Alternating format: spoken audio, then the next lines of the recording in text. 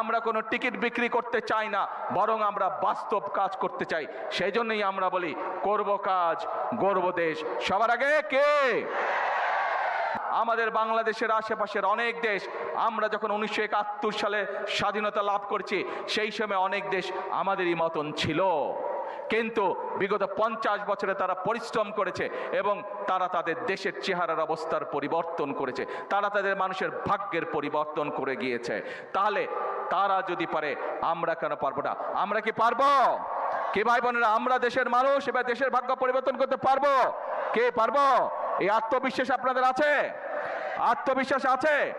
আসুন তাহলে আমরা নিজেদেরকে সতর্ক রাখবো, যাতে আর কেউ এই দেশে বিশৃঙ্খলা তৈরি করতে না পারে, যাতে করে আর কাউকে আমরা সুযোগ দিব না জনগণের শান্তি নষ্ট করে 173 দিন হরতাল করবে, সেই সুযোগ আমরা কাউকে দিব না।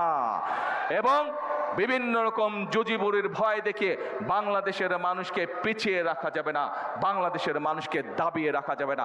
আজকে এই জনসভার প্রতিশ্রুতি হবে সেই প্রতিশ্রুতি, যেই প্রতিশ্রুতির মাধ্যমে আমরা বাংলাদেশের মানুষের ভাগ্যের পরিবর্তন করতে পারবো। আল্লাহ তাআলা নিজেই বলেছেন, আমি তাদেরই সাহায্য করি যারা নিজেকে সাহায্য করে।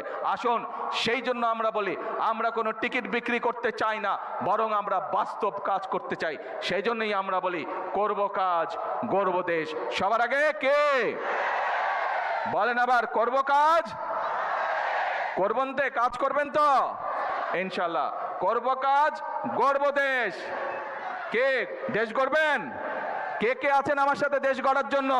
কে কে আছেন? আলহামদুলিল্লাহ, হাজার লক্ষ মানুষ দেশ গড়বে। আসুন, আমাদের আজকের এই মিটিং এর প্রতিশ্রুতি হবে করব কাজ, গর্ব দেশ।